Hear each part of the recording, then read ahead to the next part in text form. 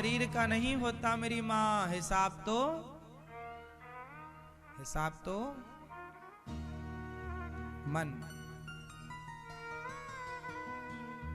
रे मन तू सत्संग कर, छोड़ जगत की रीत, अंत समय पछताएगा जब आयु जाएगी बीत।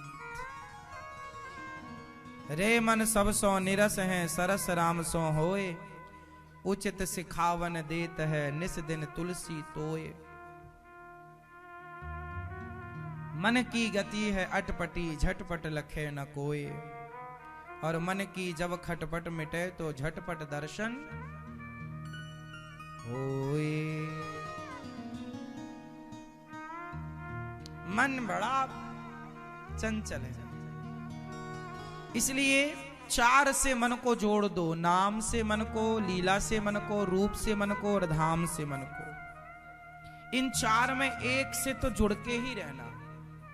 कल्याण चाहते हो तो या तो नाम का आश्रय लो, या तो रूप का आश्रय लो, भगवान के रूप में मस्त रहो, भगवान की छवि मन में बसाओ, या तो लीलाओं का गुणगान करते रहो या सुनते रहो।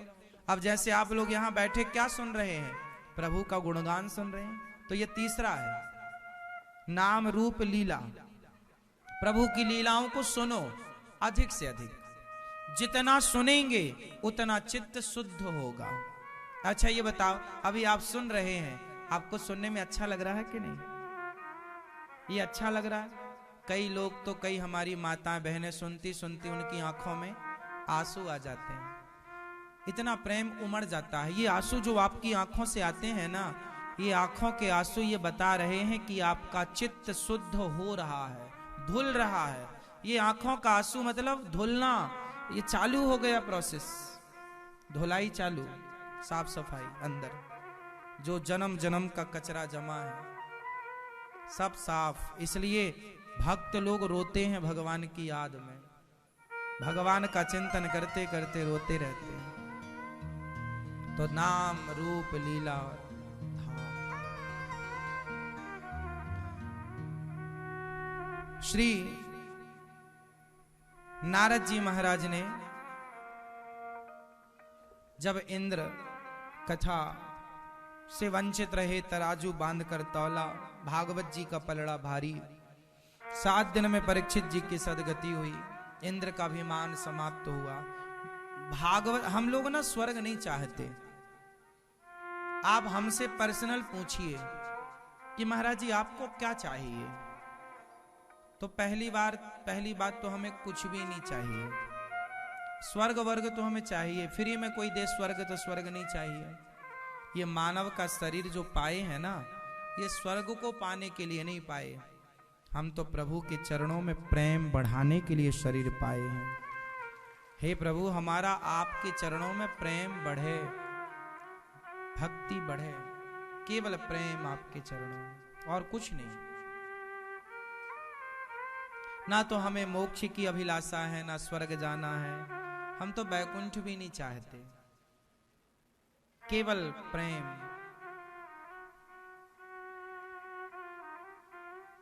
प्रेम कैसा?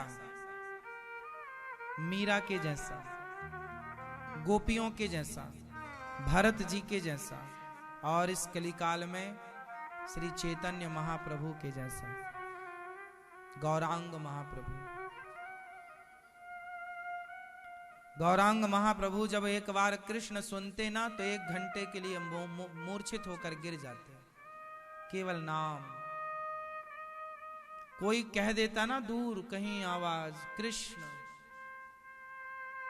गिर जाते, मूर्छित हो जाते, घंटों तक पड़े रहते मूर्छित होकर। इतना प्रेम था, इतना प्रेम। गुरुजी ने जब गुरु मंत्र कान में दिया, उस मंत्र को जब सुने तो सुनते ही बेहोश हो गए। इतना प्रेम।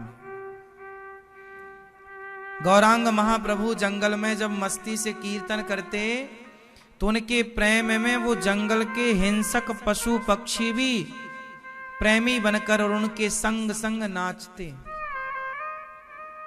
आज भी कुछ जंगलों में, कुछ पर्वतों में श्री गौरांग महाप्रभु के अवशेष हैं। आज भी वो स्थान है जहां पत्थर पिघल गया उनके प्रेम में। जैसे जब राम जी से मिलने के लिए भरत जी चित्रकूट गए ना, तो जिस पत्थर पर भरत जी खड़े हो गए और राम को देखा, प्रेम में पिघल गए श्री भरत जी। जिस पत्थर पर प्रभु बैठे थे, भरत जी खड़े थे, वो पत्थर पिघल गया और भरत जी के प्रभु के चरण अंकित हो गए पत्थर में। उनके प्रेम से पत्थर से कठोर क्या होगा, पर वो भी। और नदियां रुक गईं, रुक गईं। श्याम सुंदर जब बांसुरी बजाते थे ना, तो गैया जब घास खाती और घास खाती तो मुंह जमीन पर घास उखाड़ने में, काटने में, जो गैया नीचे मुंह की तो नीचे रह गया, घास ऊपर मुंह करके चबा रही तो मुंह जैसे स्थिति वो चबा रही, घास मुंह में है तो रह गई, और बांसुरी बजी तो बस स्तब्ध होके, मतलब हम सब बेजान से हो गए, सब जस के तस। पेड़ हिल रहे हैं, यूं गए तो यूं ही रह गए, यूं से यूं नहीं हो पाए। गैया के मुंह में घास दबी है पर वो चबा ना पाई, उस बांसुरी को सुनकर के वो मस्त हो गई। गौरांग महाप्रभु नाचे तो शेर संग संग नाचता, हिरण संग संग नाचता, सांप नाचने लग जाता और नेवला भी नाचने लग जाता। ऐसा प्रेम,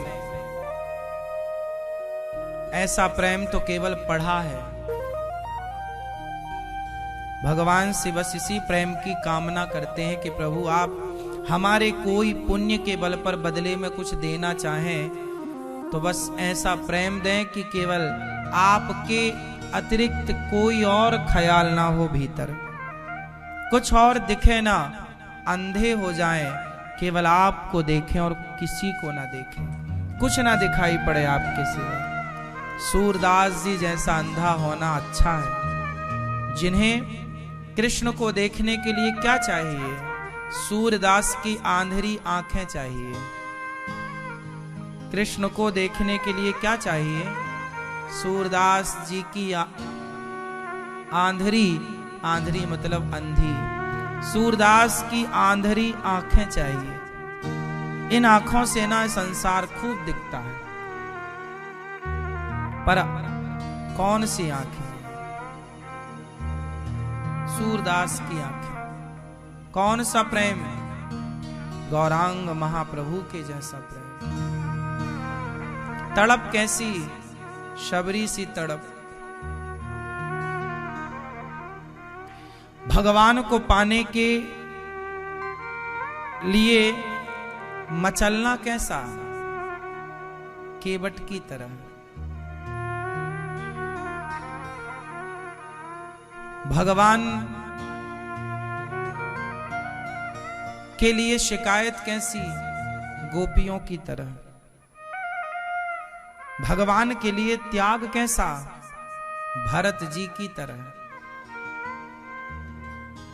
और भगवान के लिए भगवान का दास कैसा? हनुमान जी की तरह।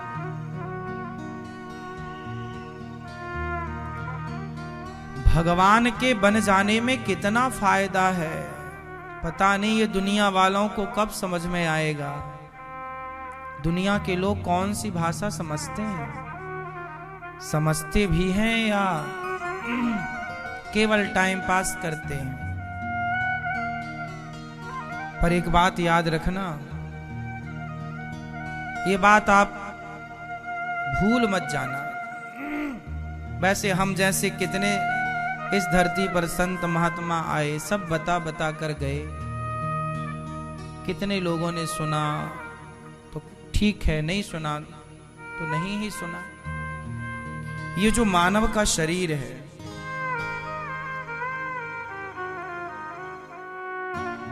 इस शरीर को आप अंतिम शरीर समझो।